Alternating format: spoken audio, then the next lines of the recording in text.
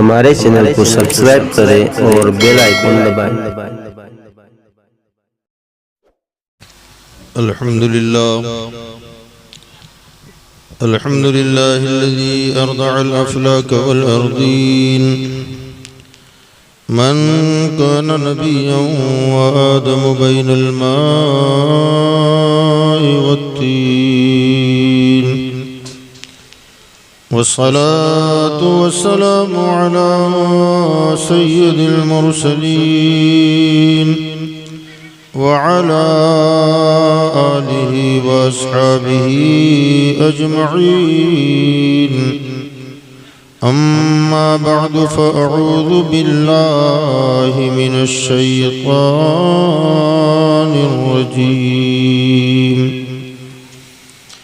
बिस्मिल्लाहिर रहमानिर रहीम।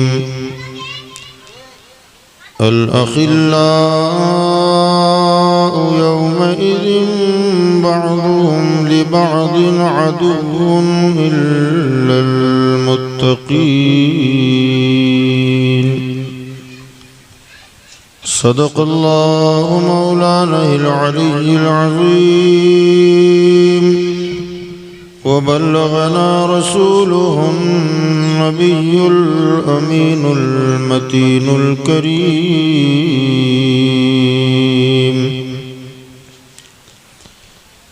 मिंबर-ए नूर पर रौनक फ़रोज़ बावक़ार उलमाए ज़वील एहतराम, दिगर मोहतरम बुजुर्गों, दोस्तों, हम उम्र साथियों, अजीज़ बच्चों, पर्दा नशीन माओ, बहनों, बच्चियों, अस्सलामु अलैकुम व रहमतुल्लाहि व बरकातुहू। आइए हम और आप मिलकर आक़ाए नामदार मदनी ताजदार जनाबे अहमद मुज्तबा व मोहम्मद मुस्तफ़ा सल्लल्लाहु तआला अलैहि वसल्लम की बारगाह बिकस्मना में पूरा मजमा मिलकर बुलंद आवाज़ से दुरूद शरीफ का नजराना पेश करे। अल्लाहुम्मा सल्लि अला सय्यिदना व नबिय्यना व मौलाना मुहम्मद व अला आलिहि व अस्हाबिहि व बारिक वसल्लिम सलातन व सलामन अलैका या रसूल अल्लाह सल्लल्लाहु तआला अलैहि वसल्लम।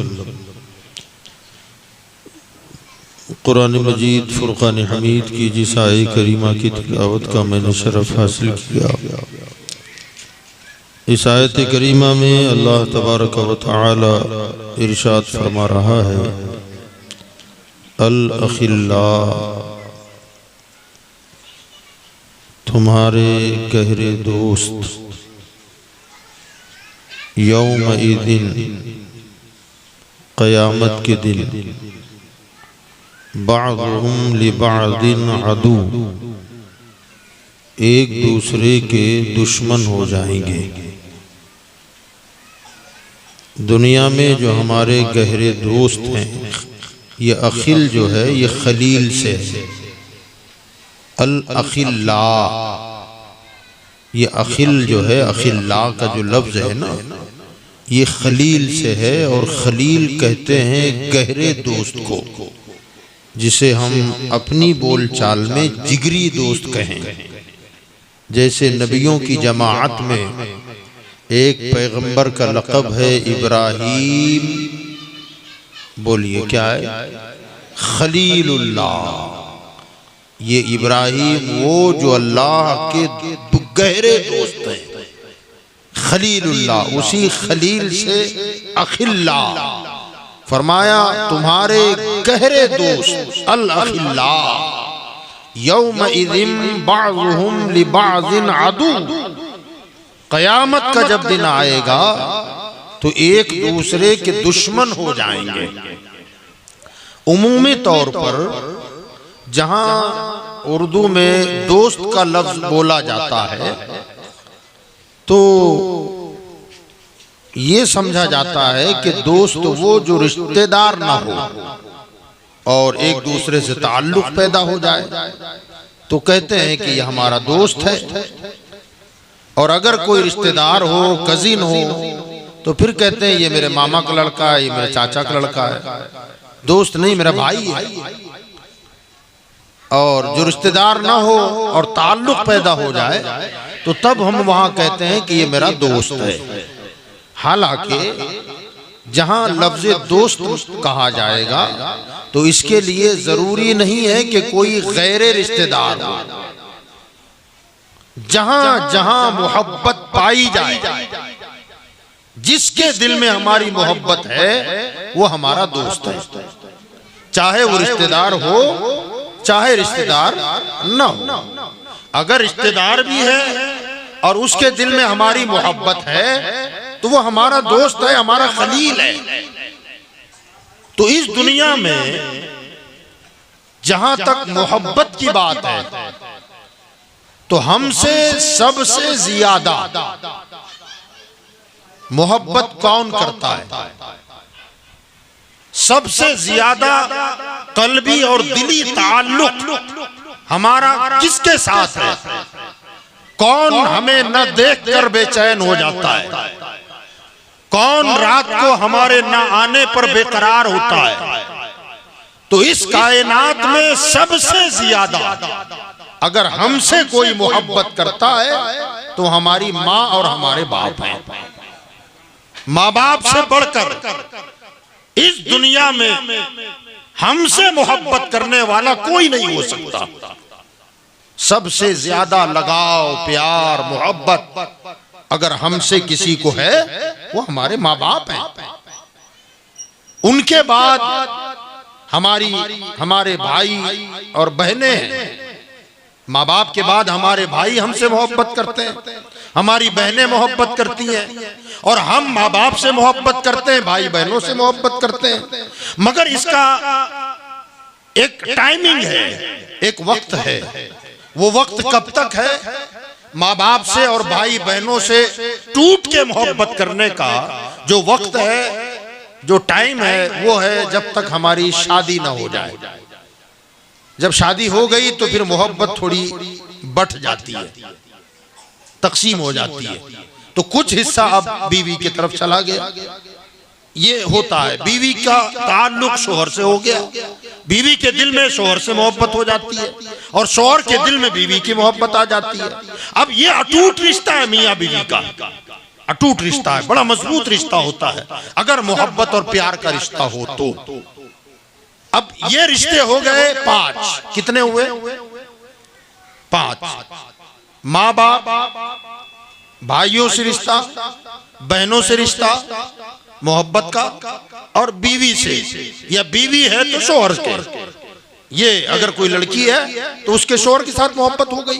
शादी से पहले माँ बाप से मोहब्बत थी, भाई बहनों से मोहब्बत थी। अब निकाह हो गया तो बीवी बन के चली गई तो शोहर के साथ लगाओ, उसके साथ मोहब्बत है। और अगर मर्द है तो बीवी के साथ तकसीम हो गई मोहब्बत। अब ये मोहब्बतें यकीनन लाजवाब होती हैं, यकीनन ये मोहब्बतें लाजवाब होती हैं, क्योंकि एक मौका ऐसा भी आता है, एक मौका ऐसा भी आता है कि जहां भाई और बहन वो खिदमत नहीं कर सकते जो हमारी शरीके हयात करती है। हम बीमार हो जाएं, शादी हो गई, बच्चे छोटे हैं, बीमार हो जाएं, चाहे जैसी नाजुक हालत हो, पेशाब पाखाना बिस्तर पर हो रहा हो, भाई बहन घिन करेंगे मगर बीवी साथ नहीं छोड़ेगी, बीवी साथ नहीं छोड़ती है। और यकीन जाने ये जो मोहब्बत का रिश्ता जुड़ा है, पहले नहीं था, बाद में जुड़ा है, ये मेरे रसूल के तरीके के मुताबिक निकाह की बुनियाद पर जुड़ा है। ये निकाह की बरकत है जो अजनबियों में इतनी मोहब्बत डाल दे।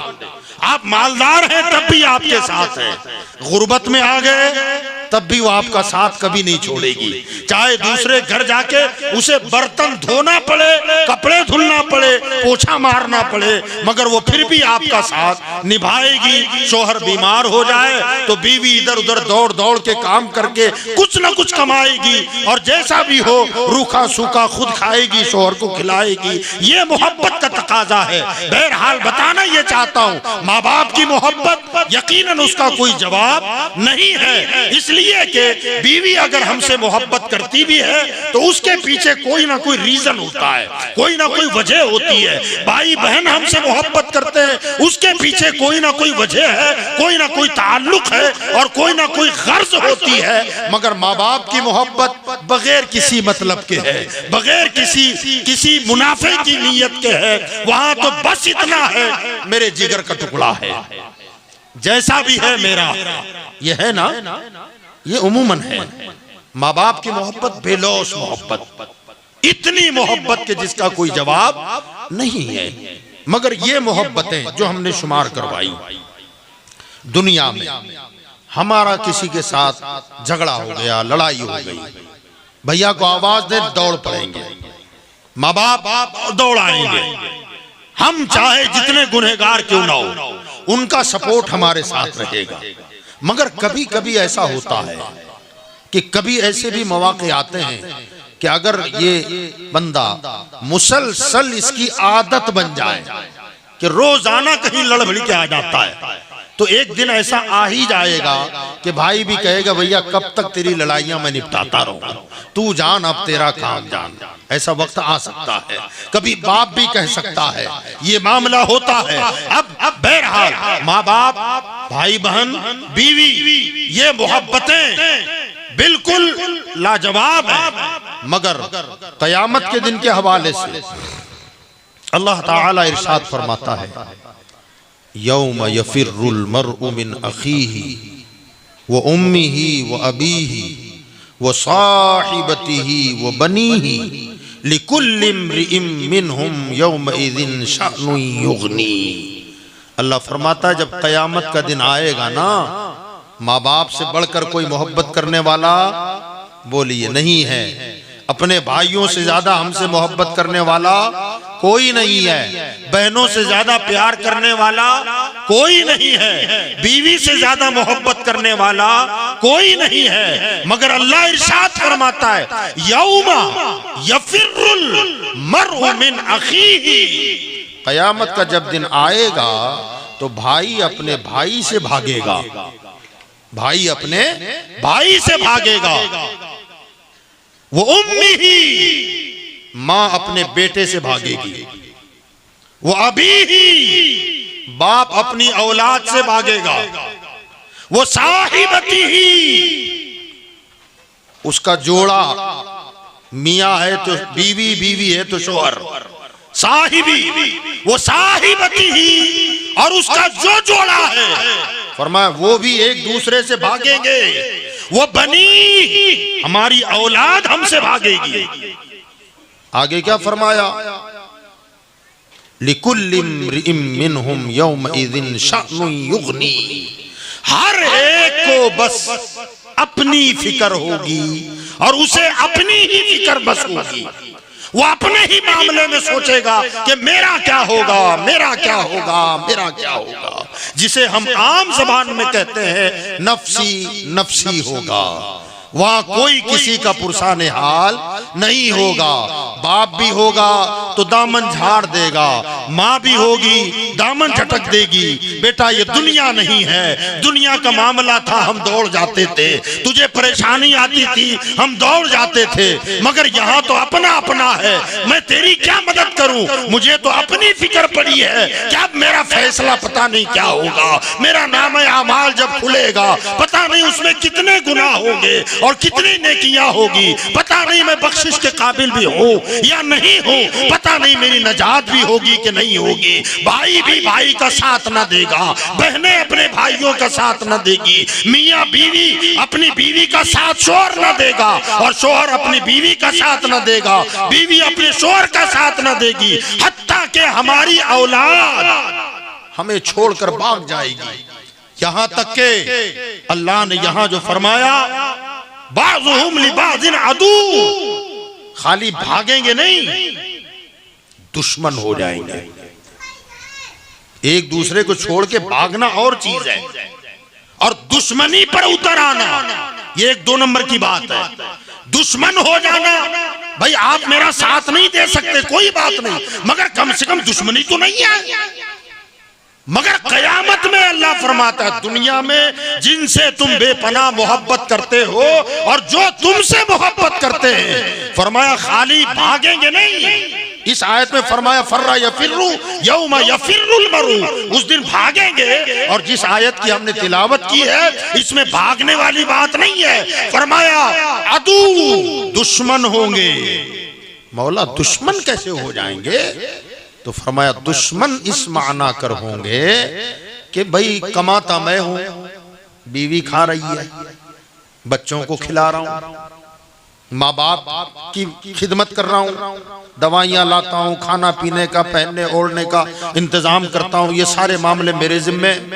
मगर होगा क्या अब अगर मैं हराम व हलाल की तमीज ना करूं, हलाल रास्ता छोड़कर हराम रास्ते से कमाने लग गया, ड्रग्स बेच रहा हूँ, गांजा अफीम चरस बेच रहा हूँ, कहीं सट्टेबाजी कर रहा हूँ, जुआ खेल रहा हूँ, चोरी चकारी कर रहा हूँ और ला करके बाल बच्चों में खिला रहा हूँ। कयामत का जब दिन आएगा, क्योंकि ये बच्चे हराम माल खा करके पले, हराम माल खा के बड़े हुए, माँ बाप के पेट में भी हराम रोजी चली गई। अब कयामत के दिन अल्लाह तबारक व तआला जब इन्हें मीज़ान अमल पर लाएगा और इनसे सवाल होगा हराम की ग़िज़ा कैसे खाई, इतना पेट में हराम कैसे डाला, हराम पहना, हराम ओढ़ा, हराम खाकर जिंदगी गुजारी।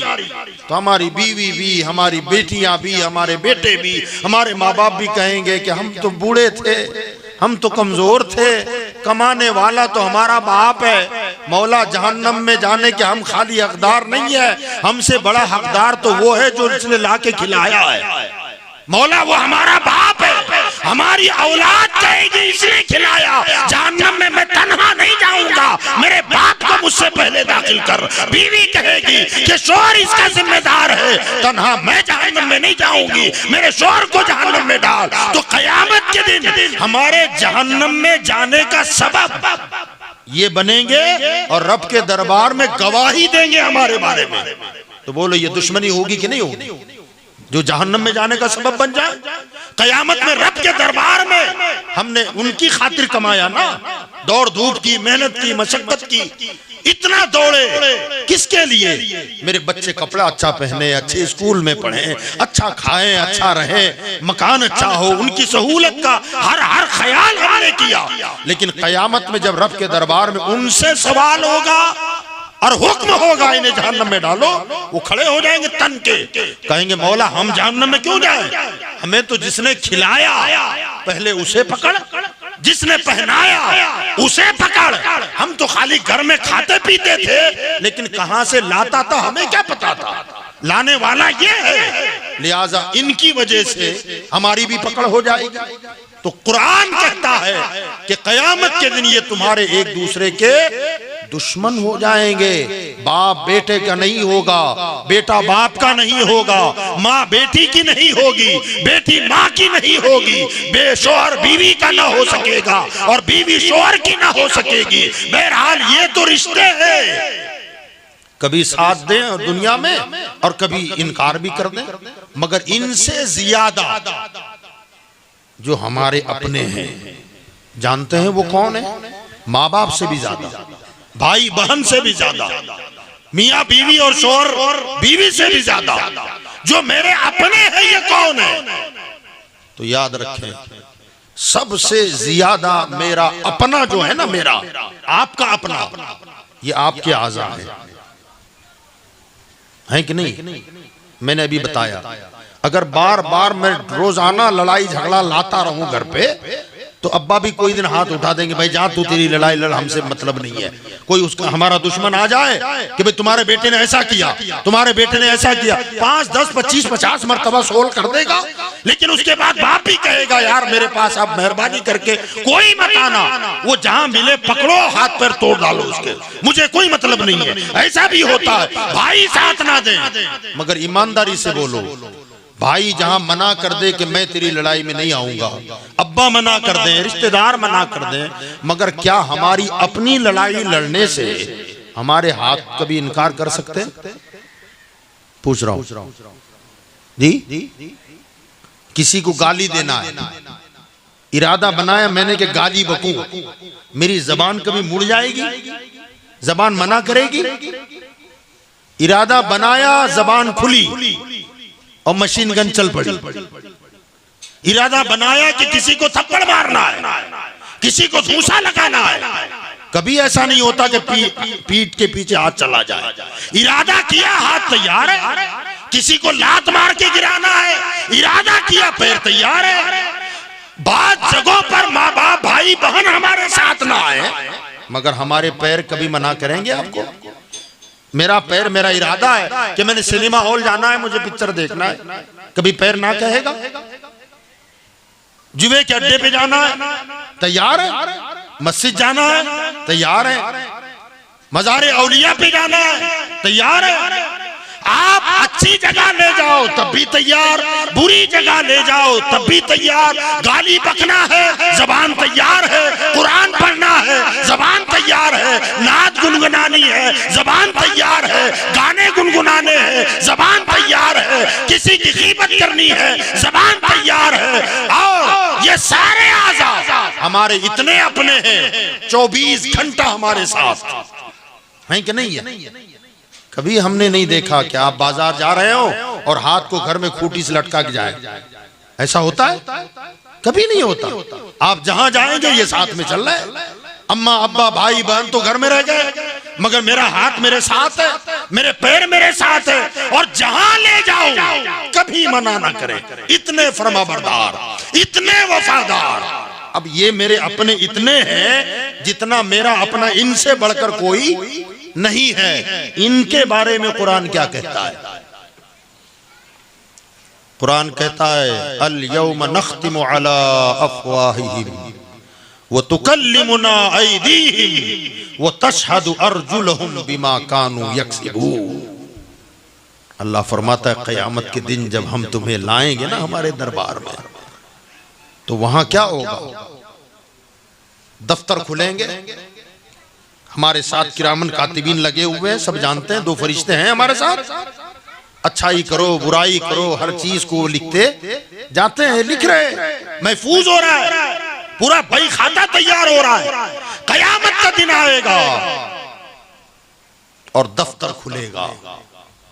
जब दफ्तर खुलेगा तो ये इंसान की फितरत है कि आदमी अपनी नेकी और भलाई को याद रखता है, मगर गुनाह कभी याद नहीं रखता। हालांकि होना चाहिए, नेकी भूल जाओ, गुनाह याद रखो। मगर हमारा हाल यह है, किसी मस्जिद में 10,000 दिया था, जिंदगी भर याद रहेगा। किसी रिश्तेदार की मदद कर दी थी, पूरी जिंदगी याद रहेगा। और कभी एक आध मर्तबा उसकी तरफ से खाली शुक्रिया अदा ना हो ना, आदमी कहता भूल गया, 25 साल पहले मैंने मदद की थी इसकी। 25 साल पहले पुरानी बात याद है, क्योंकि नेकी की है ना। मगर किसी को गाली दी हो तो याद रहता है?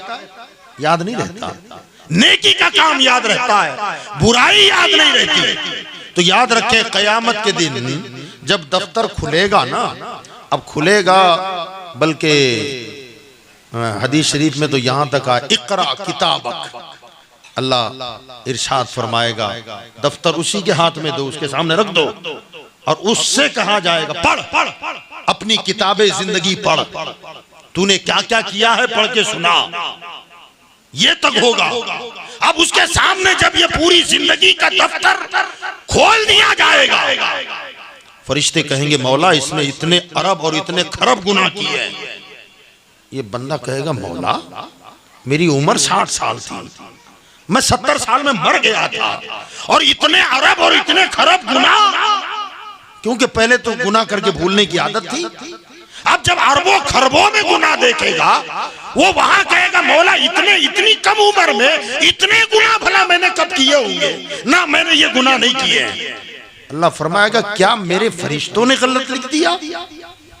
अब बंदे की जुर्रत देखें बंदा जाहिर बात है गज़ब इलाही से बचना भी है, जहन्नम का खटका लगा हुआ है, डर के मारे भी हो सकता है कह दे कि मौला मुझे नहीं पता, हो सकता है फरिश्तों ने गलत लिख दिया हो, वरना जिंदगी कम थी और इतने सारे गुनाह मैंने कब किए। अल्लाह ताला इरशाद फरमाएगा अल यौम नख्तिमु अला अफवाहिहिम, फरिश्तों इसकी जबान पे मोहर लगा दो, जबान पे ताला लगा दो। याद रखिएगा ये जो हमारी जबान बोल रही है ना, आदमी बोलता कैसे है, ऊंची बोले, जबान से बोलता है। ये कमाल जबान का नहीं है, जबान जो बोल रही है ना, ये बोलना कमाल जबान का नहीं है, ये जरिया है बोलने का, वरना हकीकी कुदरत अल्लाह की है। वो आज जबान से बुलवा रहा है, वो इस बात पर भी कादिर है कि मियां वो जबान से सुनवा दे और कानों से बुलवा दे।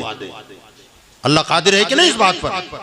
वो इस बात पर कादिर है कि कानों से दिखा दे और आंखों को सुनने की ताकत दे दे।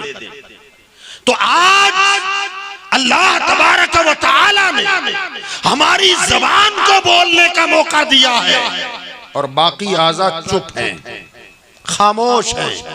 ये खाली ये यूं समझे, आप रिकॉर्डिंग कर रहे हैं आप ना, माशाअल्लाह, वो मोबाइल पड़ा हुआ है, अभी मैं बोल रहा हूं, वो चुपचाप पड़ा हुआ है, कुछ आवाज आ रही है उसमें? कुछ नहीं, मगर हर बात रिकॉर्ड कर रहा है ना, रिकॉर्ड कर रहा है। मेरी सांस भी रिकॉर्ड हो रही है उसमें। अब अगर तकरीर के दरमियान बोलते बोलते मुझसे लग़्ज़िश हो गई, कोई गलत जुमला मेरी जबान से निकल गया, अल्लाह हिफाजत फरमाए, लेकिन अगर निकल गया तो उमूमन होता यह कि रवानगी में आदमी जब बोलता रवानी में तो बोल के गुजर जाता है, कभी उसके ज़हन से वो जुमला मिस हो जाता है कि मैंने ऐसा भी बोला है। बयान के बाद हमारे इन उलमा ने कहा हज़रत आपने ऐसा बोला, पहले तो मैं मानने के लिए तैयार नहीं होगा, मैं कहूंगा इतनी फास्ट गलती मैं नहीं कर सकता। अब ये सोचेंगे कि यार अब हजरत को क्या बोले, हमारी मान नहीं रहे। इतने में हमारे रूहुल अमीन भाई आ गए, अभी तक ये चुप बैठा हुआ है और इन्होंने आके एक सिर्फ उंगली मारी इस पे। अब मैं चुप हूं, वो बोलेगा हाँ या ना, बोलेगा ना, और ऐसी सुनाएगा कि ना एक लफ्ज कम ना एक लफ्ज ज्यादा। अब जब वो मेरी गलती की बारी आई और वो गलती अंदर से मैंने सुनी, अब इनकार की गुंजाइश है? इनकी बात को इनकार कर दिया, इनका इनकार कर दिया, इनका इनकार कर दिया, मगर जब इन्होंने बटन दबाया कि अब तू बोल, अभी मैं बोल रहा हूं और जब मेरा बयान पूरा हो जाएगा तो ये जनाब उसका एक बटन दबा देना, उंगली मार दे तो फिर वो बोलने लगेगा।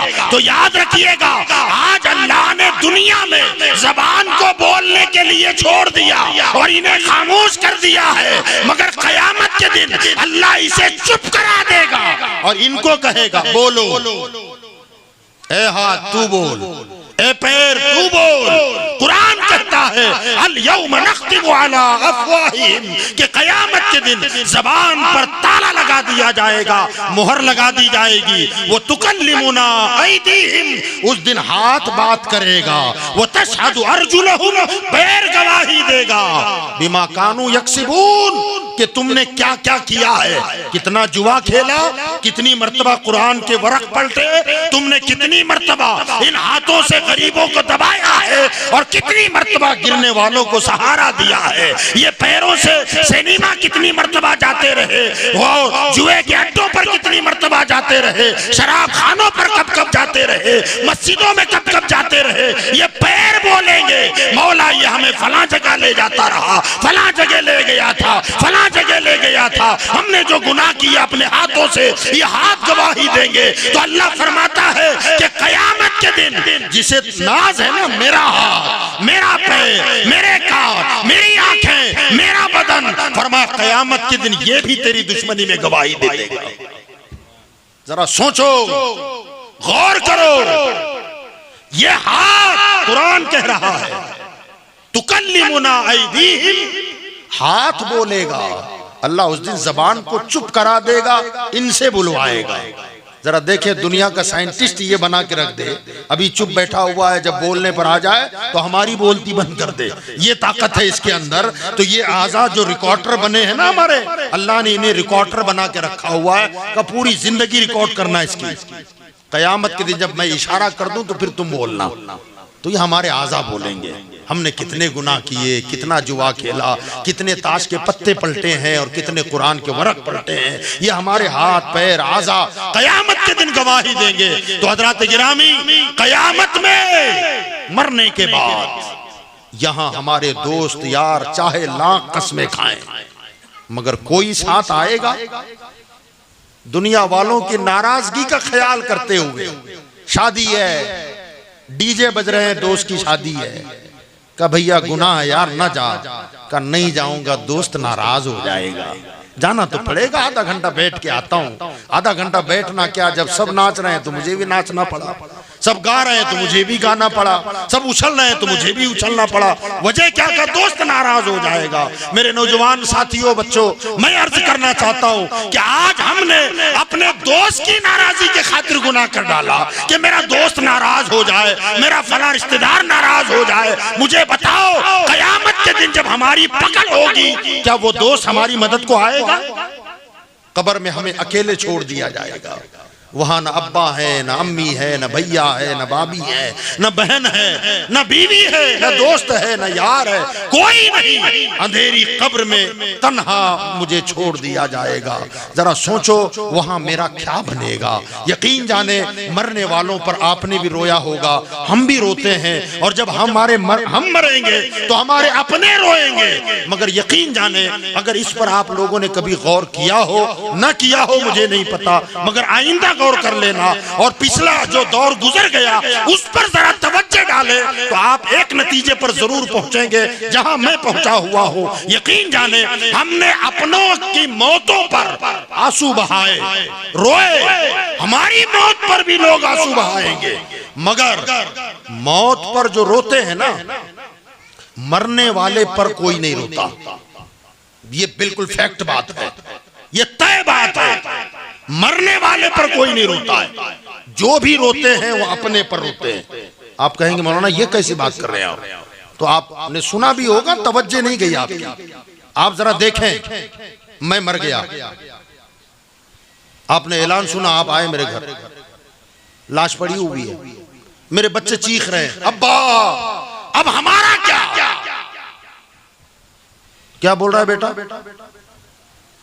अब्बा मेरा क्या, हमें छोड़कर चले गए। बीवी कहेगी मैं अकेली क्या करूंगी, मेरा क्या बनेगा? अरे भैया मरने वाला मर गया, किस पर रो रहे हैं? कि बाप के मरने के बाद औलाद का क्या होगा इस पर? बीवी सोच रही है शोहर मर गया, मेरा क्या होगा? तो मतलब ये हुआ कि बेटे अपने ऊपर रो रहे हैं कि अब हमारा कैसा, बीवी कह रही है मेरा कैसा। आज तक मैंने नहीं सुना कि बेटा ये कहे कि अब्बा बगैर पंखे के तुम्हें नींद नहीं आती थी, अंधेरी काली कोठरी में वहां बगैर पंखे के तुझे नींद कैसे आई? मेरे बाप कब्र में क्या करेगा? मेरे अब्बा के कब्र में सवालों जवाब होंगे, उनका क्या बनेगा? आखिरत में क्या होगा? ईमानदारी से बताओ, मैंने तो नहीं सुना, आपने कभी सुना है ये बोलते हुए किसी को कि बीवी कहे कि मेरे शोहर का कब्र में क्या होगा? यहाँ तो एसी के बगैर सोता नहीं था, बगैर तकिए के इसे नींद नहीं आती थी, बगैर गद्दे के नहीं सोता था, अब कब्र में नंगी जमीन पर सुला दिया जाएगा, न तकिया है, न पंखा है, न बिस्तर है, न रजाई है, वहाँ क्या इसका बनेगा? और घुप अंधेरे में लेटा रहेगा, और फिर फरिश्तों की मुहीब सूरतें होगी, वहाँ सवालात होंगे। अब इसने दुनिया में जो कुछ किया उसके जवाबात में पास भी होता है कि नहीं होता, अब ये जहन्नम में जाएगा या जन्नत में जाएगा, इस पर कोई नहीं रोता। जो भी रोता है अपने ऊपर रोता है कि मेरा क्या, इतना बड़ा कारोबार फैला के रखा, अब इसे हम कैसे संभालेंगे, इसे हम कैसे चलाएंगे? अभी तो बच्चे छोटे थे, अल्लाह और थोड़ी उम्र दे देता तो बेहतर था। इन बच्चों का फ्यूचर क्या होगा, इनका मुस्तकबिल क्या होगा? मगर कभी कोई मरने वाले की आखिरी मंजिलों पर गौर करके नहीं रोता। तो याद रखिएगा, अब तक हम किसी के आखिरी मंजिलों पर नहीं रोए तो हम पर भला कौन रोएगा? तो वहां की फिक्र हमको करनी है, आपको करनी है, अब्बा कब्र में नहीं आएंगे, अम्मी कब्र में नहीं आएगी, यार दोस्त जो हमें बुराई की तरफ ले जाते हैं वो हमारे साथ कब्र में नहीं आएंगे। आज हम हराम और हलाल की तमीज किए बगैर कारोबार करके माल कमाते हैं, सब छोड़ के मर जाते हैं। जवाब किसे देना है? बिल्डिंग बना लिया आपने हराम कमा के, नाजायज तरीके से मकान बना लिया, जमीनें खरीद ली, अब उस पर तो ऐशो इशरत घर वाले करेंगे, मर के हम कब्र में गए, पाई पाई का हिसाब हमसे होगा। जरा गौर करें इस पर, सोचें कि हम अपनी जिंदगी कहां गुजार रहे हैं, कैसे गुजार रहे हैं। यकीन जाने कारोबार के चक्कर में नमाजों का ख्याल नहीं, इतनी काहिली और इतनी सुस्ती। दोस्तों बैठे हुए, 4 दोस्त हैं, हालांकि नमाज का इरादा भी होता है, मगर 4 लोगों से बीच में से उठ के मैं कैसे जाऊं। वो बैठे तो हम भी बैठ गए, छूट गई नमाज। पहले तो नमाज का शौक ही ना रहा, शौक खत्म हो गया, इबादतों से दूर, हर जेब के अंदर गुनाह का पूरा पूरा अड्डा मौजूद है कि नहीं है? अब जो चाहे देखे, जो चाहे निकाले, अंदर से सब कुछ निकल जाता है। आज हमने आखिरत के ख्यालात को अपने जहनों से निकाल दिया है। जरूरत इस बात की है कि बंदा दुनिया में रहकर आखिरत की फिक्र करे कि आज नहीं तो कल तो मरना है, और यकीन जाने कि मौत कब आएगी किसी को मालूम नहीं है। ये तकरीर के बाद मैं अपने घर जाता हूं कि नहीं जाता, आप अपने घरों को जा पाते हैं कि नहीं जा पाते, कल का सूरज हम में आप में से कौन देखता है कौन नहीं देखता पता नहीं है। आगाह अपनी मौत से कोई बशर नहीं, सामा है 100 बरस का, पल की खबर नहीं। जिंदगी हमारी ये, मगर ये पल की जब खबर नहीं है, हमारी हालत ये है कि कतील ने कहा था एक जगह, और बड़ी अच्छी बात कही है कि खबर नहीं है जिन्हें बारिशों के मौसम की, खबर नहीं है जिन्हें बारिशों के मौसम की, मजे से बैठे हैं कागज के शामियानों में। कागज का शामियाना तना हुआ है, गौ तकिए लगे हुए हैं, बड़े ज़ौक से बैठे हैं, और पता ही नहीं है कि बारिश कब होने वाली है। इतने शौक से, इतने ज़ौक से कागज के शामियाने में बैठा है। ईमानदारी से बोलो, चंद बूंदा बांदी अगर हो गई तो कागज के शामियाने का क्या हश्र होगा, उसका क्या अंजाम होगा। तो हमारी जो जिंदगी है ना, ये जिंदगी कागज के शामियाने की तरह है, और हमने बारिश को फरामोश कर दिया और सब कुछ इसी को समझ लिया और आराम से जिंदगी गुजार रहे हैं। कोई फिक्र नहीं कि बारिश होगी, ये कागज का शामियाना बह जाएगा, मौत आएगी, जिंदगी उजड़ जाएगी, फिर मेरा क्या बनेगा। तो मेरे भाइयों, बुजुर्गों और दोस्तों, नौजवान बच्चों, मेरी माँ बहनों, गुजारिश ये है कि हर बंदे को अपनी कब्र की फिक्र खुद को करनी है, वरना मरने के बाद 3 दिन से ज्यादा कोई याद नहीं रखता।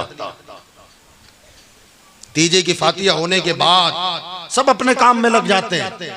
याद आएगी कब? अगर सुन्नी है तो, अगर सुन्नी है तो 9 दिन के बाद याद आएगी, कल 10वां है, और वहां भी है तो वो भी गया, फिर तो कुछ बचा ही नहीं है उसके पास, न तीजा न 10वां न 40वां, सारा कुछ खत्म हो गया। बहरहाल उससे तो हमें कोई लेना देना ही नहीं है। वो तो चाहे करोड़ों कुरान पढ़ के बख्श दे, तब भी उसको कोई फायदा मिलने वाला नहीं है। फायदा हम अहले सुन्नत को मिलेगा, मगर जो फायदा पहुंचाने वाले उनका भी हाल क्या है। हमारे अपने खानदान में कितने ऐसे हैं जिन्हें कुरान पढ़ना ही नहीं आता, है ना ऐसा? कुरान की तिलावत नहीं आती, और जिन्होंने पढ़ना सीखा है तो उनका हाल ये है कि यालमून तालमून के सिवा कुछ मालूम नहीं। तिलावत का सवाब मिलने के बजाय गुनाह कितना मिल रहा है, ये तो अल्लाह और उसका रसूल बेहतर जाने। तलफ्फुज की कोई अदायगी नहीं, कुरान को जिस तरह पढ़ना चाहिए उस तरह पढ़ने का कोई हमारे पास मियार नहीं है। अब कुरान खानी हो रही है, और मुझे ना जरा पढ़ना, वो पुरानी खाला अम्मा पढ़ाती थी, ऐसे मैं पढ़ रहा हूँ, तो उसका सवाब मिलने के बजाय उल्टा गुनाह हो रहा है। तो याद रखिएगा, 3 दिन 10 दिन 40 दिन, उसके बाद क्या होगा कौन याद रखेगा? सब अपने कामों में मस्त हो जाएंगे। दीनदार खानदान है तो मुमकिन है कि हर साल बरसी मनाएं, बरसी में कुछ फातिहा कर दें। कभी शबे बारात आ गई या दूसरी बड़ी रातें आ गई, उसमें कुछ फातिहा इसाले सवाब कर दें। इससे ज्यादा कोई कुछ नहीं कर सकता। तो वहां एक एक नेकी उसे देखकर ऐसा लगेगा काश काश कि मैंने नेकियां कमा ली होती। बल्कि हदीसों में आया है कि क़यामत के दिन वो लोग, यहां औलिया की बात हो रही है, वलियों की, वो लोग जिनकी जिंदगियां इबादतों में गुजरी, रियाजतों में गुजरी, मगर कुछ लम्हात तो ऐसे गुजर ही जाते हैं ना जिसमें खुदा का जिक्र ना हो सका। जैसे बाथरूम गए, वहां कौन जिक्र करेगा? हाँ? नहाने बैठे कौन जिक्र करेगा? तहारत खाने में गए कौन जिक्र कर रहा है?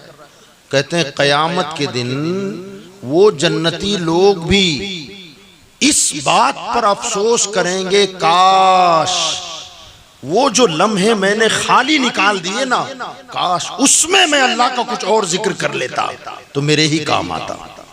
वो जो जरूरियात जिंदगी है जिसमें वो जिक्र मजबूरन न कर सके, उस पर भी उन्हें अफसोस होगा कि काश मैं उसमें अल्लाह को याद कर लेता तो आज मेरे ही काम आता। जरा सोचे कि जहां वो जिक्र न करने पर मजबूर है उस पर अफसोस करेंगे। हमारी तो पूरी जिंदगी खाली गुजर रही है, और खाली क्या, गुनाह करते गुजर रही है, पाप करते गुजर रही है। तो क़यामत के दिन ना अब्बा साथ आए, ना अम्मी साथ आए, ना भैया साथ आए, ना चाचा मामा साथ आए, ना दोस्त बिरादर साथ आए, कब्र की घड़ी होगी। जरा तसव्वुर तो करें यार, 5-10 मिनट के लिए पावर चला जाता है, हमारी हालत खराब हो जाती है। जरा गौर करें यार, बगैर तकिए के हमें नींद नहीं आती है, बगैर बिस्तर के नींद नहीं आती। कभी हम अपने आप पर तसव्वुर करें कि कब्र में मेरा क्या होगा, मेरा क्या बनेगा कब्र में। अल्लाह के दरबार में पेशी होगी, वहां मैं क्या जवाब दूंगा। तो मेरे भाइयों, बुजुर्गों और दोस्तों, नेकी का काम करने की जरूरत है, नमाज पढ़ने की जरूरत है, अपने आप को गुनाहों से बचाने की जरूरत है। तो फिर इंशाअल्लाह उम्मीद है कि अल्लाह ताला हमारी बख्शिश और नजात फरमाए। वरना न अब्बा चाचा मामा भाई बिरादर कोई हमारा साथ आने वाला नहीं है। क़यामत में सब एक दूसरे से भागेंगे, बल्कि हमारे खिलाफ गवाही देंगे, शहादत देंगे कि मौला हम क्यों जहन्नम में जाएं, पहले इसे डाल बाद में हम जाएंगे। तो हज़रात गिरामी, पता चला अल अखिल्ला यौमइज़िन बअदुहुम लिबअदिन अदू, कि दुनिया के तुम्हारे गहरे दोस्त क़यामत में सब एक दूसरे के दुश्मन हो जाएंगे। बारी ताला अब्बा साथ न दें, अम्मी साथ न दें, भैया साथ न दें, बहनें साथ न दें, मेरी बीवी मेरा साथ न दें, कोई भाई बिरादर साथ न दें, मौला क़यामत में मेरा साथ निभाने वाला कोई होगा कि नहीं होगा। तो अल्लाह कुरान में इसी आयत में अगले हिस्से में फरमाता है, अल अखिल्ला यौमइज़िन बअदुहुम लिबअदिन अदू, दुनिया के तुम्हारे गहरे दोस्त क़यामत के दिन एक दूसरे के दुश्मन हो जाएंगे, इल्लल मुत्तकीन, मगर गौसे आजम तुम्हारा वहां भी साथ देंगे। अब्बा साथ नहीं देंगे, गौसे पाक साथ देंगे, अम्मी साथ नहीं देंगे, गौसे आजम साथ देंगे। इल्लल मुत्तकीन, अल्लाह फरमाता है बाज़ुहुम लिबाज़िन अदू, एक दूसरे के सब दुश्मन हो जाएंगे, इल्ला, मगर। मौला मगर क्या फरमाया, मुत्तकीन, जो मेरे नेक वली है ना, फरमाया मेरे औलिया तुम्हारा साथ वहां भी निभाएंगे, बस शर्त यह कि दिलों में मोहब्बत हो, प्यार हो, लगाव हो। हजरत सैयदना अनस इब्न मालिक रज़ियल्लाहु तबारक व तआला अन्हु इरशाद फरमाते हैं कि मैं बारगाह रिसालत में बैठा हुआ था हुजूर के पास, और भी सहाबा थे। इतने में एक बंदा आया, और बंदा आकर कहने लगा, या रसूल अल्लाह सल्लल्लाहु अलैहि वसल्लम, कहते सल्लल्लाहु अलैहि वसल्लम। जब भी हुजूर का नाम आए ना तो जबान पे सल्लल्लाहु अलैहि वसल्लम दुरूद आना चाहिए। तो उसने आकर कहा, या रसूल अल्लाह सल्लल्लाहु अलैहि वसल्लम, मता तक़ूमु स्साअ, आका क़यामत कब कायम होगी? क़यामत, मता तक़ूमु स्साअ, कयामत कब कायम होगी, कयामत कब बर्पा होगी। मेरे आका ने उसे देखा और फरमाया कयामत के बारे में पूछ रहा है, जानता है कि कयामत क्या है, मालूम है कयामत क्या है, खाली सवाल ही कर रहा है कब बर्पा होगी, कब बर्पा होगी। का जानता है कयामत एक बाजार का नाम है। सरकार ने क्या फरमाया, कयामत एक बाजार है, कयामत एक मार्केट है, कयामत एक मंडी है और वहां करेंसी लगेगी। बगैर सरमाए के मंडी में क्या करोगे जाके। बाजार के बारे में जानकारी ले रहे हो, जेब में पैसा भी है कि नहीं है, का वो मंडी है, मार्केट है, बाजार है कयामत। तैयारी भी कुछ की है। तो कहने लगा या रसूलल्लाह तैयारी क्या। का वहां नमाज की करेंसी लगेगी। यहां तो नोट चलती है ना, कयामत के दिन नोटें नहीं चलेगी, सोना चांदी नहीं चलेगा, दिरहमो दीनार नहीं चलेंगे। कयामत के दिन तिलावत की करेंसी, नमाज की करेंसी, रोजे की करेंसी, हज की करेंसी, इबादत की करेंसी, नेकी की करेंसी, खैर खैरात की करेंसी वहां लगेगी। क्या तूने वहां की तैयारी की है कि खाली कयामत का पूछ रहा है। तो या रसूलल्लाह कहने लगा, या रसूलल्लाह सल्लल्लाहु अलैहि वसल्लम क्या तैयारी। या रसूलल्लाह तैयारी इबादत तो करता हूं, रियाजत तो करता हूं, मगर इस काबिल कहां जो वहां मैं कामयाब हो सकूं। मगर इस पर मुझे फक्र है। किस पर।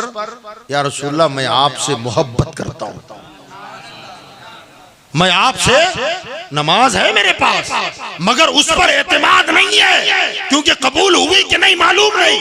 रोजा रखता हूं मगर कबूल हुई कि नहीं पता नहीं है। हज मैंने किया है, कबूल हुआ कि नहीं हुआ पता नहीं है। भरोसा और तकिया उस पर नहीं है। या रसूल अल्लाह कयामत के दिन जिस बात पर मुझे पूरा एतमाद है कि ये मेरे काम आएगा, और वो है आपकी मोहब्बत। सरकार ने फरमाया फिक्र न कर, दुनिया में जिससे मोहब्बत करता है कयामत में उसी के साथ उठाया जाएगा। सुभान अल्लाह, कयामत में उसी के साथ उठाया जाएगा। याद रखें, ये जो बात मैं अर्ज कर रहा हूं ये सहाबी रसूल की बात है। कभी ये तसव्वुर किया जा सकता है कि कोई सहाबी बेनमाजी हो। जी रमजान गुजर गया हो और रोजा न रखा हो, ये पॉसिबल है। कोई रात ऐसी गुजरी हो जिसमें तिलावत कुरान न किया हो, या कोई रात ऐसी गुजरी हो जिसमें तहज्जुद न पढ़ा हो। सारी इबादत उनके दामन में, मगर कहते हैं आका इन इबादतों पर मुझे फख्र और नाज नहीं है, पता नहीं ये कबूल होगी कि नहीं होगी। जिस बात पर मुझे नाज है वो आपकी मोहब्बत है। अब आका ने जो अगला जुमला फरमाया वो जुमला ये है कि कयामत के दिन तू उसी के साथ उठाया जाएगा, दुनिया में तू जिसके साथ मोहब्बत करता था, जिसके साथ मोहब्बत करता था उसी के साथ उठाया जाएगा। एक और हदीस में हजरत सैयदना अबू हुरैरा रज़ियल्लाहु ताला, इस हदीस को सरकार ने जब बयान फरमाया ना, तो हजरत अनस इब्न मालिक, जो मैंने अभी जो बयान किया हदीस, इसके बारे में हजरत अनस फरमाते हैं कि इस्लाम लाने के बाद मुसलमानों को मैंने इतना खुश कभी नहीं देखा था जिस दिन सरकार ने ये फरमाया ना कि दुनिया में तुम जिससे मोहब्बत करोगे कयामत में उसी के साथ उठाए जाओगे। मैंने मदीना में एक एक आदमी को इतना खुश देखा कि इतना खुश मैंने ना उससे पहले कभी देखा ना उसके बाद कभी देखा। साहबा खुश थे कि हम रसूलुल्लाह के साथ उठाए जाएंगे, क्योंकि उनके दिलों में मोहब्बत ज्यादा थी ना, प्यार ज्यादा था। और हजरत अबू हुरैरा रज़ियल्लाहु ताला अन्हु फरमाते हैं कि मेरे आका सल्लल्लाहु अलैहि वसल्लम ने इरशाद फरमाया कि एक बंदा मोमिन मशरिक में रहता हो, दूसरा मगरिब में रहता है, मगर एक बंदा उस बंदे से सिर्फ अल्लाह की रजा के लिए मोहब्बत करता है, जिंदगी में कभी देखा नहीं, कभी मिला नहीं, कभी उसके पास गया नहीं, वो कभी आया नहीं। मशरिक में और मगरिब में इतना फासला, फरमाया मगर दिल में मोहब्बत है। आका फरमाते हैं, अबू हुरैरा की रिवायत, सरकार फरमाते हैं कयामत के दिन अल्लाह उन दोनों को जमा फरमाएगा। दोनों को जमा फरमाएगा। वो कहेगा मौला ये कौन है? कहा ये वही है जिससे तू मोहब्बत करता था मगर मिला नहीं। आज मैंने तुम दोनों को जमा किया है, एक दूसरे का हाथ पकड़ के जन्नत में चले जाओ। क्या पता चला?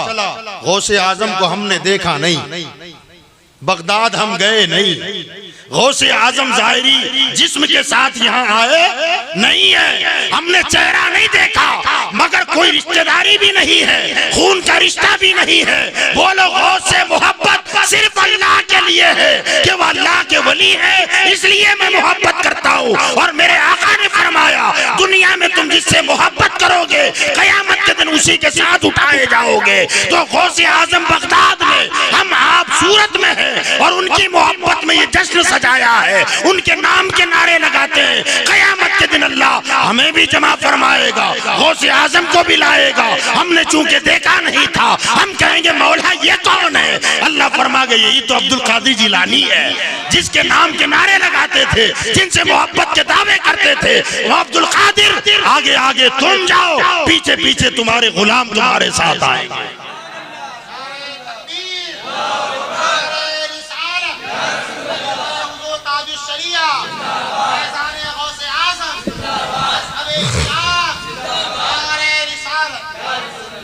तो याद रखें कयामत के दिन माँ बाप काम नहीं आएंगे, मेरा अब्दुल कादिर काम आएगा। भाई बिरादर काम नहीं आएंगे, मोइनुद्दीन अजमेरी काम आएंगे, जमालुद्दीन दाना काम आएंगे। इनसे कोई खानदानी ताल्लुक हमारा नहीं है, इनसे जो मोहब्बत है सिर्फ अल्लाह के लिए है। कोई जाहिरी मतलब परस्ती तो है नहीं, अकीदत है, मोहब्बत है। और मतलब परस्ती क्या होगी? हमने हर साल पाबंदी के साथ, कोई बड़ी नियाज करता है, कोई छोटी करता है, करते हैं ना, कुछ ना कुछ तो करते हैं। जाहिर बात है काय के लिए करते हैं? मोहब्बत है, अकीदत है। अल्लाह फरमाता है कयामत का दिन जब दिन आएगा तो कोई साथ दे न दे, मेरे औलिया जरूर तुम्हारा साथ देंगे। तो याद रखिएगा वलियों की संगत, वलियों की सोहबत इंशाअल्लाह कयामत के दिन हमारे काम लगेगी, वो हमारा साथ निभाएंगे।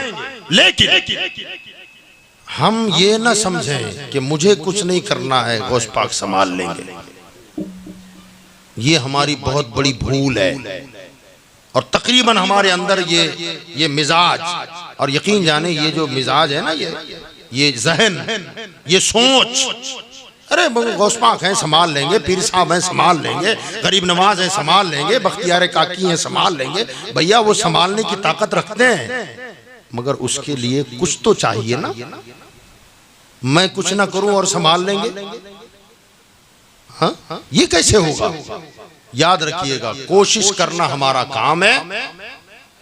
गौस पाक फरमाते हैं जब कुछ घट जाए तो मैं बैठा हूं, तू आगे तो बढ़, कुछ तो कर, कुछ ना कुछ कर। हाँ जहां घट जाएगा वहां हम बैठे, और फिर मैं खाली वली नहीं महबूब हूं, और मैं महबूबे सुभानी हूं। मैं चाहूं तो अर्श का पाया पकड़ के हिला दूं।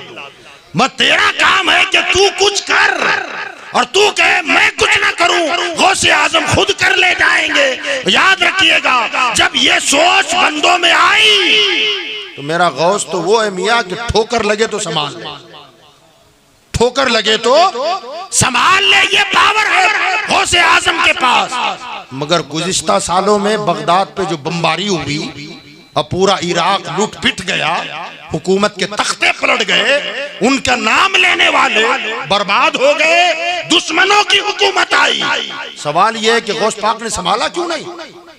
सद्दाम हुसैन का राज गया, सुन्नी था, अकीदतन सुन्नी था, और सिर्फ सुन्नी नहीं आले रसूल था, सैयदजादा था। सुन्नियों का कत्ले आम हुआ, शिया हुकूमत आ गई। सवाल यह है कि गौसे आजम हजारों मील के फासले से हमारी यहाँ मदद करे और वहां उनकी मदद ना कर सके? तो याद रखिएगा मदद करने के भी तरीके हैं। उन्होंने क्या कहा? तू कुछ कर, जहां घटेगा मैं हूं, मगर हाथ पर हाथ रख के बैठे रहे, कुछ नहीं गौस पाक संभाल लेंगे, तो फरमाया ना, ऐसा नहीं। कुरान में अल्लाह ताला इरशाद फरमाता है,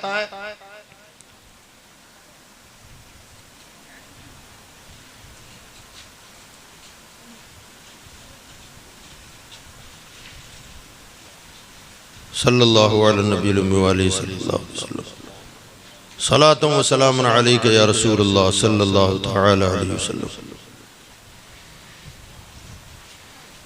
इन यंसुरकुमुल्लाहु फला गालिब लकुम व इन यखजुलकुम फमन ज़ल्लज़ी यंसुरकुम मिन बअदी। अल्लाह फरमाता है, अगर अल्लाह तुम्हारी मदद करे तो फिर कौन है जो तुम पर गालिब आ सके, और अगर अल्लाह ही तुम्हें छोड़ दे तो दुनिया में कौन है जो तुम्हारी मदद कर सके? कौन मदद करेगा? हमारा अकीदा है औलिया हमारी मदद करते हैं, गौसे आजम मददगार है, मगर फरमाया बाज औकात जब बंदों के आमाल बिगड़ जाते हैं ना और हद इंतहा को पहुंच जाते हैं, तो फिर अल्लाह तबारक व तआला इन वली जो मददगार हैं, मदद करने वाले हैं, उनको भी रोक देता है। अल्लाह फरमाता है, मेरे महबूब बंदो, तुमने इनके लिए बड़ी दुआएं मांगी और हर मर्तबा मैं तुम्हारी दुआओं पर इन्हें बचाता रहा, इन्हें संभालता रहा, सहारा देता रहा। तुम्हारी करामतें कदम कदम पर इनके सपोर्ट में खड़ी रही, मगर अब इनके गुनाह हद से बढ़ गए। अब मैं चाहता हूं कि तुम इनके हक में दुआ ना करो। अब गौस पाक को अल्लाह ही अगर रोक दे तो फिर गौसे आजम हमारी मदद फरमाएंगे? गौसे आजम हमारे लिए दुआ करेंगे? ना। यही पोजीशन इराक वाले गुनाहों में उतरते चले गए। मुसलमान रहे, सुन्नी रहे, कलमा जबानों पर था, दाढ़ियां किसी की नहीं, इस्लामी लिबास किसी का नहीं, आवारागर्दी, मटर गश्ती पूरी जिंदगी का मामूल बना लिया था। और याद रखें, जब पाप का घड़ा भरता है एक न एक दिन तो उसे टूटना है। आज हम आप भी दुनियावी एतबार से भी जिस पोजीशन में आज हम आके खड़े हुए हैं, आइंदा का खुदा हफीज अल्लाह हिफाजत फरमाने वाला है, मगर हालात बहुत खराब हैं, हालात बहुत खराब हैं। हम सफर करते हैं, पुराने 10 साल पहले का सफर और आज के सफर में जमीन और आसमान का फर्क हो गया है। हुआ कि नहीं हुआ? मियाँ डर लगता है, खौफजदा रहता है, आदमी दबक के बैठना पड़ता है। और जहां आपको देखेंगे 4-5 लोग बैठे हुए जबरदस्ती ऐसी गुफ्तगू का मौजू निकालते हैं कि आपके तन बदन में आग लग जाए, मगर आप जबान खोलने की ताकत नहीं होगी आपकी। चुपचाप बैठे, जबान खोली तो जो हो रहा है आप देख ही रहे। कोई लफ्ज आपकी जबान से निकल गया तो फिर हालत खराब हो जाती है। ये सारे मामलात बन रहे हैं और आइंदा इरादे अच्छे नहीं है। यकीन जाने ये हालात बदलते क्यों हैं, ऐसे हालात क्यों बनते हैं? तो हजरत सैयदना मूसा अलैहिस्सलातु वस्सलाम की रिवायत हमें मिलती है कि एक मर्तबा हजरत मूसा ने अल्लाह की बारगाह में अर्ज किया कि बारी ताला, अगर मैं ये जानना चाहूं कि तू अपने बंदों से नाराज है या खुश है तो उसका क्या तरीका होगा? मैं कैसे पहचानूं कि तू अपने बंदों से खुश है या नाराज है? तो अल्लाह ताला ने इरशाद फरमाया, मूसा अगर तुम ये जानना चाहते हो कि मैं अपने बंदों से खुश हूं कि नाराज हूं, तो बस इतना देख लेना कि मैंने उन पर कैसा हाकिम मुकर्रर किया है। अगर मैंने अपने बंदों पर मुनसिफ मिजाज, इंसाफ करने वाला, अदल करने वाला हाकिम अगर उन पर मुकर्रर किया है तो समझ लो मैं अपने बंदों से खुश हूं, इसलिए अच्छा बादशाह दिया है। और जहां तुम देखो कि एक जालिमो जाबिर को मैंने उन पर मुसल्लत कर दिया है तो समझ लेना मैं अपने बंदों से नाराज हूं, इसलिए ऐसे जालिम को उनके सरों पर डाल दिया है। अब आप गौर करें क्या हो रहा है, किस तरह की हुकूमतें बन रही हैं, किस तरह के हाकिम मुसल्लत है। यकीन जाने ये हमारे अपने अमाल का नतीजा है, हमारी बुराइयों का नतीजा है। कुरान में अल्लाह फरमाता है, वमा असाबकुम मिन मुसीबतिन फबिमा कसबत ऐदीकुम, तुम पर जो मुसीबत आती है अल्लाह फरमाता है मैं नहीं चाहता कि तुम्हें मुसीबत में डालूं, फबीमा कसबत ऐदीकुम, तुम खुद इन मुसीबतों को मेहनत करते करते कमाते हो और खुद दावत देते हो। बुराई करोगे नतीजा बुराई में आएगा। बबूल बो करके गेहूं का इंतजाम नहीं किया जा सकता। गंदुम डालोगे तो गेहूं निकलेगा, बबूल बोओगे तो कांटा आएगा। तो हमारे अमाल जैसे होंगे उसके नताइज वैसे निकलेंगे। गुलाब का पौधा बोओगे गुलाब हाथ में आएगा, बबूल बोओगे तो कांटे हाथ में आएंगे। बबूल बोकर गुलाब का शौक रखना ये नादानी है। अगर गुलाब चाहिए तो गुलाब उगाना पड़ेगा, तो गुलाब हाथ में आएगा। गुलाब का पौधा लगाना पड़ेगा। तो याद रखिएगा, अल्लाह के औलिया वो है कि जिनके बारे में फरमाया कयामत के दिन ये तुम्हारा साथ तो निभाएंगे, मगर उससे पहले आपको भी कुछ करना है। हाथ पैर तो हिलाने पड़ेंगे। जब हाथ पैर हिलाओगे कुछ नेकी की तरफ बढ़ोगे और नेकियां करने की कोशिश करोगे। और फिर अगर कयामत के दिन कुछ घट गया तो गौस पाक फरमाते हैं फिर तेरा पीर है ना खड़ा हुआ। हाँ? इल्लम यकुन मुरीदी जय्यदन फाना जय्यदुन। आका फरमाते हैं गौस पाक कि मेरे मुरीद घबराता क्यों है? तू अगर बाकमाल नहीं है तो क्या हुआ, कमजोर ही सही, कोशिश तो की। तू कमजोर है, बाकमाल नहीं है, कोई बात नहीं। तेरा पीर अब्दुल कादिर तो कमाल वाला है। आला हज़रत फरमाते हैं रजा तू ना बिलक यूं ना बिलक तू नहीं जय्यत तो ना हो। है रजा यूं ना बिलक तू नहीं जय्यत तो ना हो। सैयदे जय्यदे हर दहर है मौला तेरा। वाह क्या मर्तबा ए गौस है बाला तेरा। ऊंचे ऊंचों के सरों से कदम आला तेरा। सर भला क्या कोई जाने के है कैसा तेरा। औलिया मलते हैं आंखें वो है तलवा तेरा। नमाज पढ़ोगे इंशाअल्लाह? कौन कौन पढ़ेगा? कुछ नहीं उठा रहे ना, शर्मा के नहीं पढ़ेंगे ना। इरादा बनाओ, यकीन जाने आप थोड़ा सा चलना शुरू कर दो ना आप नेकी की तरफ, दीन की तरफ। खाली कदम उठाओ, आसानी पैदा करने वाली जात अल्लाह की है। इरादा बनाओ खाली आप। इरादे पर भी अल्लाह नेकी अता फरमाता है। इरादे पर भी अल्लाह नेकी अता फरमाता है। हुजूर सल्लल्लाहु अलैहि वसल्लम ने फरमाया कि मोमिन का अमल, मोमिन की नीयत उसके अमल से बेहतर होती है। हम नीयत करें इंशाअल्लाह आज से मैं नमाजों की पाबंदी करूंगा। बुलंद आवाज से कहें इंशाअल्लाह। नीयत करें और चलना शुरू कर दें। ये हम यहाँ बैठे हुए हैं, उस दीवार पे जाके रास्ता खत्म हो रहा है। यहाँ से देखने में लगता है उस दीवार पे रास्ता खत्म हो रहा है, मगर चल के वहां जाएंगे तो इधर भी है और इधर भी है। वहां तक जाना पड़ेगा ना, तो दोनों साइड रास्ते हैं। सही बोल रहा हूँ गलत बोल रहा हूँ? अब बैठे बैठे सोचोगे कि यार ना बहुत मुश्किल है, फजर में उठना तो बहुत दिक्कत का काम है। फजर में आंख कैसे खुलेगी? मैं कहता हूँ इरादा बना के तो देखो। इरादा तो बनाए। मैं एक अमल दे दूं आपको। फजर में उठना चाहेंगे आप? बोलिए। जिसकी आंख नहीं खुलती है और जो ये उज्र करता है ना कि ना मेरी आंख खुलती ही नहीं है, मैं आपको एक अमल दे रहा हूं। मेरा नाम ले लें आप।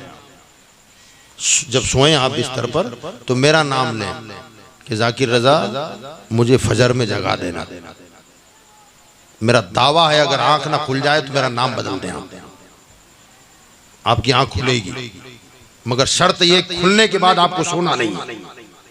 उस वक्त आपको उठ जाना है। समझे आप? खाली ये करके देखें आप। अगर आप ये कहना कि अजान मुझे सुननी है, यकीन जाने अजान के वक्त आपकी आंख खुल जाएगी, मगर आप बाद में सुस्ती करके सो जाए फिर उसके जिम्मेदार हम नहीं है। लेकिन आपकी आज आजमा के देखें। आप आजमाएंगे आज?